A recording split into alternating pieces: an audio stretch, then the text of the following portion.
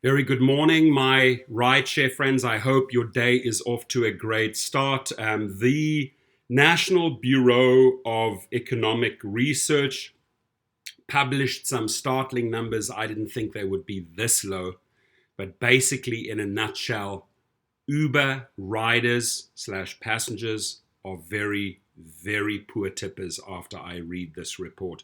So, a new study of more than 40 million Uber rides revealed a trend that many drivers have known to be true for years. Yes, to be true for years, but was it really this bad, right? Um, there are some very interesting facts that come out of this report, and I'm going to read it to you. That basically, the higher your rating, and I've always said this, the higher your rating, the higher the probability and the higher your tips. That is one of the key elements of this report. Only about 16%, this is shocking, of Uber rides receive tips. So, Uber passengers, Uber riders, if you are tuning in, step it up, right? We bust our backs for you. We keep you safe. We drive you when you're rowdy or intoxicated. We do everything for you. We're giving you 5-star service in a clean car. Please step it up. Don't be part of those 16 percentiles. Let's get this up to at least 80%. Only you, the rider, can do this, right? So if you're tuning in, please take the time to read the link underneath this video. This is what drivers are facing, low tips. And it also says 1% of riders leave a tip for every single ride, right? I happen to fall into that 1%. I always tip, right? Even if the service is bad, my tip is not that high. But I do realize that I am receiving a service, and I do realize that person A or B got me to that destination and I owe them a tip. Now, if you impress me on the trip, right, if you go above and beyond, if your car is clean, if you are a nice person, right, my tips can go all the way up to 100% of the trip, right? It's not uncommon that on a $20 or $30 trip, I have given $60 in total, right? But generally speaking, 20% all the time, unless you're really giving me really poor service, maybe 10 to 15%. But I fall into that 1 percentile. So let's go over this here. Again, if you're basing research on 40 million trips, you're getting an accurate report. If this was based on 500 trips, it would be a whole different thing. But this is truly based on a lot of rides, right? The researchers who published their findings in conjunction with the National Bureau of Economic Research also found that higher rated drivers and riders receive more tips and more often, right? So I'm happy to say that I fall into that category. If you are a driver, if your ratings are low and your tips are low and you're wondering why you're not getting tipped, here's a great opportunity to step it up. I also have a fantastic rideshare training platform which has helped every driver boost their ratings, ridesharedrivingschool.com. It's below. So if you're a driver with a low rating, you want to get up, you want to get those tips up, you want to statistically make more money per month, I highly advise you to go through the Rideshare Driving School. Link is below. So only a fraction of Uber rides are sure to always tip their driver, according to the new analysis of more than 40 million rides. Gender, age, and the quality of a trip can also have a big impact on the size of the gratuity. Researchers from Stanford, the University of California at San Diego, and the University of Chicago said in a paper published Monday by the National Bureau of Economic Research. Now, as all this information comes out today, remember I dropped that, how ironic that I dropped that video yesterday saying, "Dear passenger." Isn't that strange? So that link to that video, I also have it beneath this video. check it out, right? It really appeals to the passenger. I'd highly recommend sharing it in your social media so we get the word out to the passenger. What can they do? How can they contribute? How can they make the driver's life better? How can they understand what the driver goes through daily? Just watch that video. I've put it there below. So roughly 16% of Uber rides are tipped. The study authors wrote, yet most riders, 60%, never tip over our 4 weeks of data collection. That's sad. That's sad that you're getting that phenomenal service and then you're falling as a rider into that 60 percentile and you cannot tip, right? It does say a lot about you. It really does, right? Either the person's cheap or they just don't understand or appreciate good service, right? Of those who do tip, very few, 1% tip on every trip. The remainder of people only tip on about 25% of trips. Perhaps unsurprisingly, highly rated drivers made more in tips than those with fewer stars, but those amounts began to slide even with the averages that many would likely consider to still be premium. When it comes to gender, female drivers also get tipped a premium, but only up to a certain age, the researchers found. Wow, that's disgusting that anybody that's tipping a female will take her age into consideration. I find that disgusting, right? There should be no discrimination of age. Whether a 60-year-old lady drives you or whether a 25-year-old lady drives you, the tip should be the same, okay? Dear rider, you got that, right? So if you have a 60 or 65-year-old driver who gives you the same great service,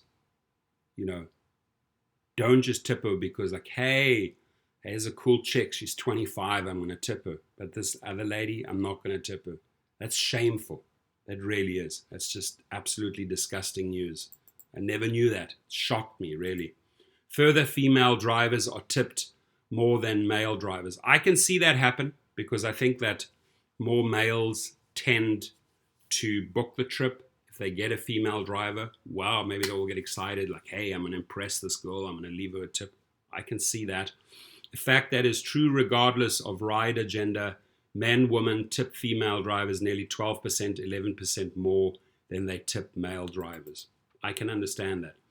The researchers wrote, however, the trip premium that male riders pay to female drivers falls with the driver's age. Again, I said that's disgusting. And disappears by the age of 65. Wow. This tipping difference results in a $0.05, 5 cents per trip driver gender tip gap. Wow. In terms of magnitudes, drivers with a 5-star rating are tipped close to 50% more often than those with a 4.7 rating. I've been saying this for years, and I've been using those exact numbers. You sitting on a 4.75, don't expect to be lucky. But if you have a 4.95, 4.99, 5-star rating, they know what they're getting and they'll tip you. The authors said, and when they do receive tips, they are nearly 5% higher. That does not surprise me. So, and that works both ways. Rider ratings represent a key demand side explanatory variable, researchers said. We find that, for example, riders who have a 5-star rating tip are more than twice as often as those with a 4.75. That goes right into the video that I made yesterday. Remember I said if you are sitting on a low rating of 4.75 and you're a rider and you want those tips to go up, you want those ratings to go up, right? Desperate to get those ratings to go up. You don't want to get kicked off the platform. Tip and tip well. Then the driver sees that and acknowledges that and will rate you well in return. So let that sink in, rider. If you're on a 4.75, right, so maybe a reason why you got to 4.75. Maybe the driver gave you everything, right? Gave you a superb ride and you still rated low. So in return, they will hammer you. So the only way you as a rider will get that 4.75 up is if you tip well. And when they do tip, nearly 14% more. Many of the paper's findings may help to codify anecdotes drivers have told Business Insiders for months. Most people don't tip. Jenny, a driver in New Jersey who requested anonymity in order to speak candidly about her work driving for Uber and Lyft, told Business Insider earlier this year. I found people are more likely to tip if I have a conversation, and I seem to get more from service workers or people on business trips who can expense the trip. The researchers found data to back up her theory too, saying that tips tend to be highest for airport and business trips. I'll agree with that. Michael, a driver in Dallas, estimated earlier this year that roughly 10% of his passengers left tips. At this point, comparing rideshare to private clients, I do both, maybe in a 70-30 ratio, 70% private, 30% rideshare. On the 70% side, on my private trips, it's almost a 90 to 100% tipping rate, and it's high. So that should also be one of the biggest motivators for you if you really want to cash in on the tip side. My tips per week are crazy, right? Because I drive A-list clientele. They know what I give them. I give them my best. I give them platinum service, and they reward me in return 90 to 100% of the time. That should be a big, big reason you should think of getting that limo license, or as it's called in California, TCP license, right? That TCP license, for example, in LA, will also give you access to the airport where that rideshare drivers, Uber and Lyft, now have to pick up on the outside, which really pisses off the passengers. So there are so many advantages having the limo and chauffeur licenses. If you know how to market yourself, again, go to ridesharedrivingschool.com. Everything's explained there. How to become an A-rated rideshare driver and limo driver.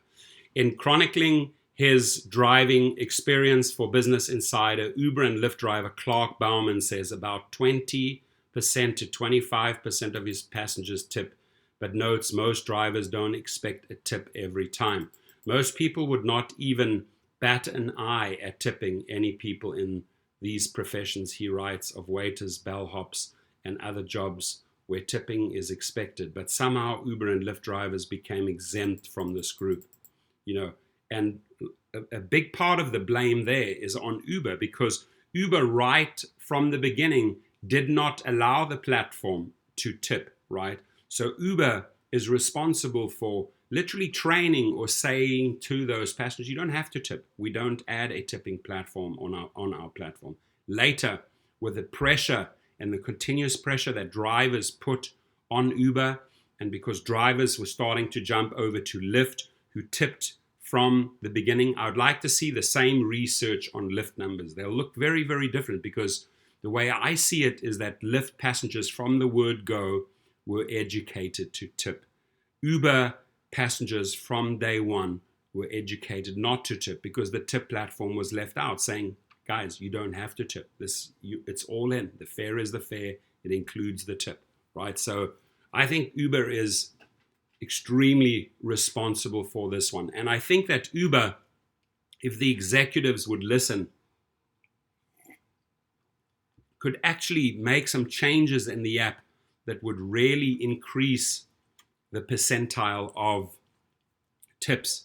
Namely, right after the trip ends, it should be prompted with multiple ways of tipping your passenger versus right at the end, right? So I think the Lyft app, the way it is set up, right, psychologically, makes for better tipping and keeps the drivers happier, right? And I would argue to the point that one of the reasons maybe some Uber drivers left Uber to go to Lyft was because they looked at this app and said, hey, I could potentially earn more here. Why? Because I do always give a service. So I think I could do way better on the Lyft platform and get more tips, because it is set up in a tipping friendly way versus Uber. So Uber, hope you're listening in. Hope you can make some changes that will impact the driver for the better. So an Uber representative cautioned that the data set used for the study, while massive, was limited to 2017 data. Okay, pretty old data, but I don't think it's changed much. The representative offered no examples of significant changes to Uber's tipping policy or app interface that might affect how riders tip. Notably, Uber only added a tipping function to its app in 2017. We just spoke about that. After an outpouring of requests from both riders and drivers. I would say it was more an outpouring request from drivers. I don't think that riders said, hey, add a tipping platform. We want to tip. We want to tip. No. Generally speaking, according to this data, riders are cheap. And riders, if you're listening in, step it up, right? Guys like myself, drivers and other drivers, we go all in for you. I can tell you that. We give you 5-star service and show us the gratitude in return, right?